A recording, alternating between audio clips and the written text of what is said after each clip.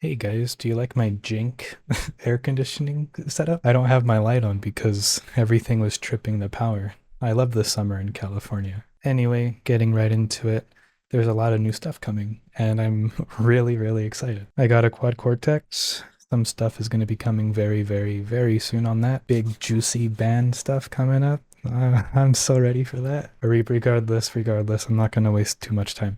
So today I wanted to talk about the importance of post-production. I kind of touched on it in the past, but I really just wanted to show one of my projects that I've spent a majority of the duration of kind of just creating the song in post-production and enhancing it in that way. The song is called Kingslayer. It's also linked on the card, one of these corners. I don't remember which one ever. But today we're going to be going over synths. We're going to be going over impacts. We're going to be going over risers. We're going to be going over all of the good stuff.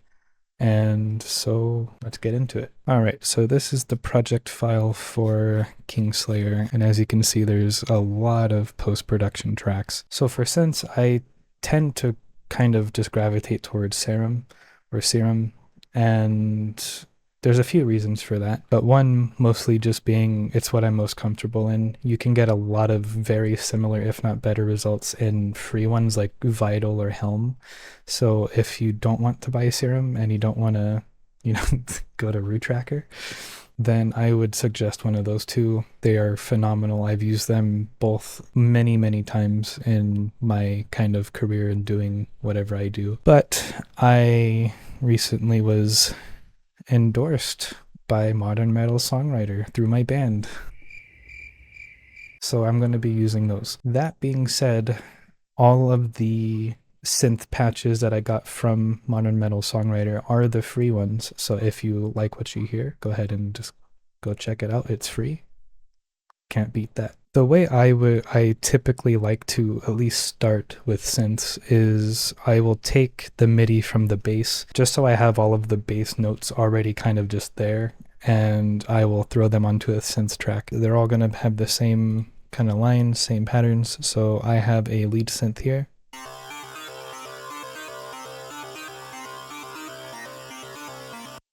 I also have some guitar synths I have here. I have a low octave and a high octave simultaneously doing the same thing.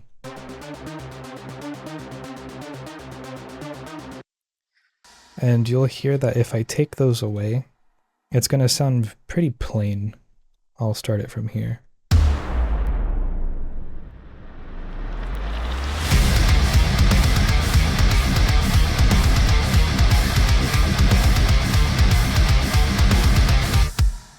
Compared to if I turn them back on.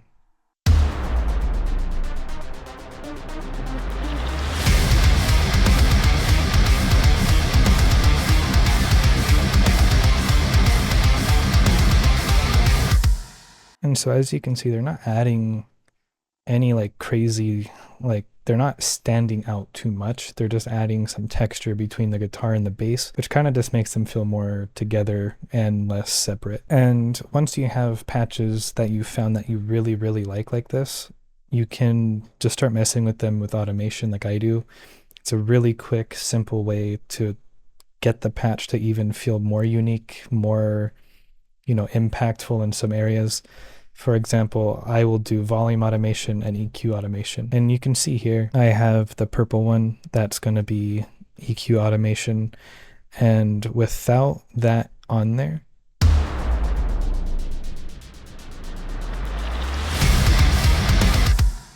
compared to it being on,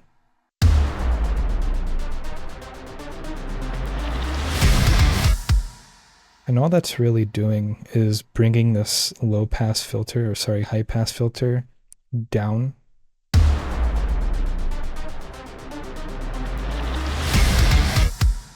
And so that adds a lot of impact. And in the beginning of the song and some of the middle here, I have a lot of volume automations, so they'll kind of rise up into the song like this.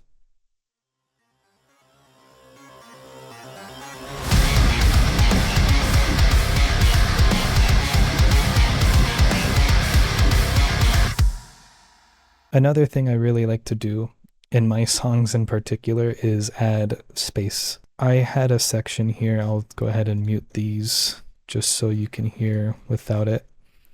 I knew I just wanted a sort of motif in a way where the guitar would kind of just lead into the next part somehow, have the listener have some idea of what's coming next. I had this.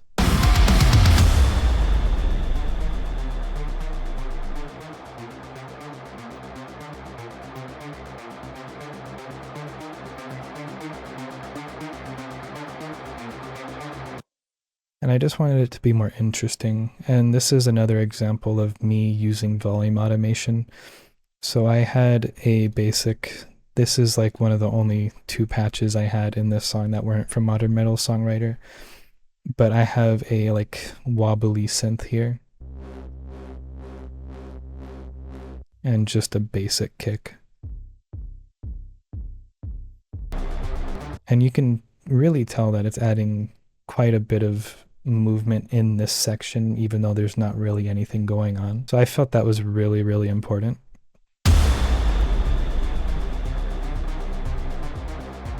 And then the kick gets louder and louder until it really slams. You'll see.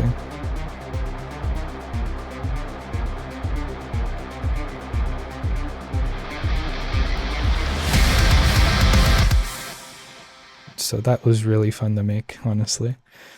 I also have that same pattern on this synth here. It's a really dirty, messy sounding synth, but that's kind of what I love about it.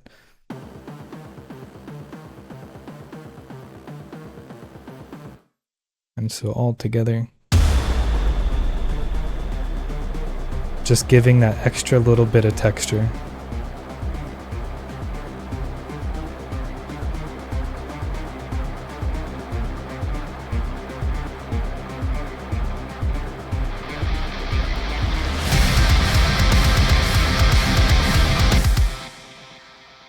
All right.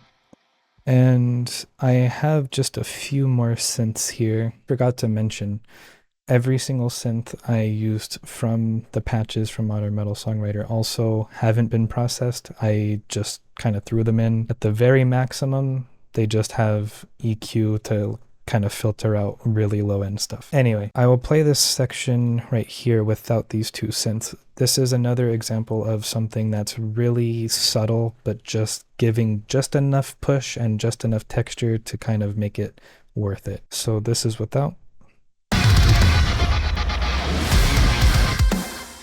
And with. Very, very, very subtle. It's kind of hard to hear without even soloing.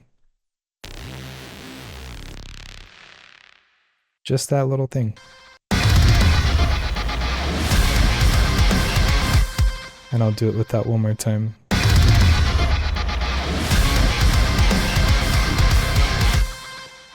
It's not a lot, but it's kind of just making it, it's those little moves that you add over time, those many, many, many little moves that you add over time that kind of just make it feel special. I get so excited talking about post-production because I'm a nerd, but that, you know, it's really fun. It's really interesting to me, and I hope this is at least helpful. Aside from synths, I did mention I wanted to talk about samples, maybe.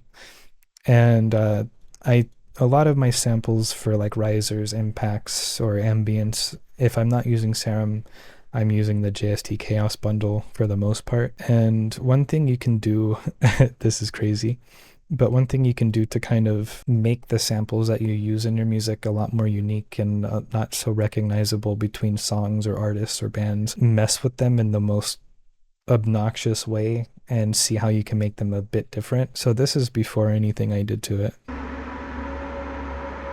And this is after.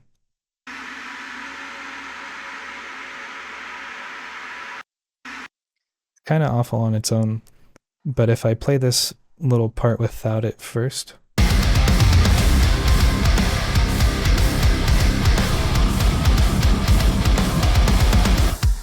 compared to it being on,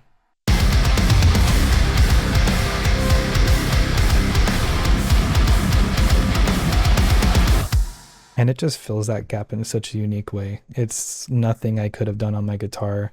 I probably could have screamed into my microphone and made it really reverby and echoey, but this is just something really simple and just brainless, and you can just go in, anyone can do that. And that's what I love about it. As for impacts, I have a lot of impacts in this song, and this is my basic go-to impact that I made. It's like a riser impact thing.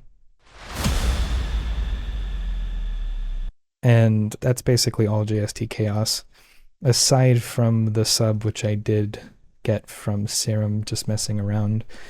And another thing that I like to do to kind of elevate some sections is I will take a sample I really like and I'll reverse it and just add some EQ to it just to kind of make it feel like it's taking from the decay of the sound and not just reversing the sound itself, and just kind of go crazy with it. So I'll reverse it.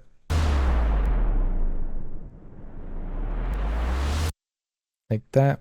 And I typically like to layer it with something like this.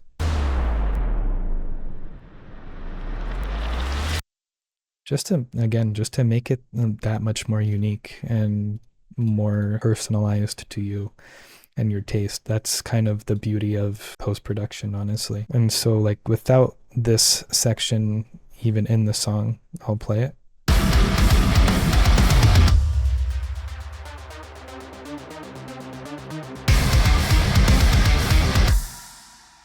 As opposed to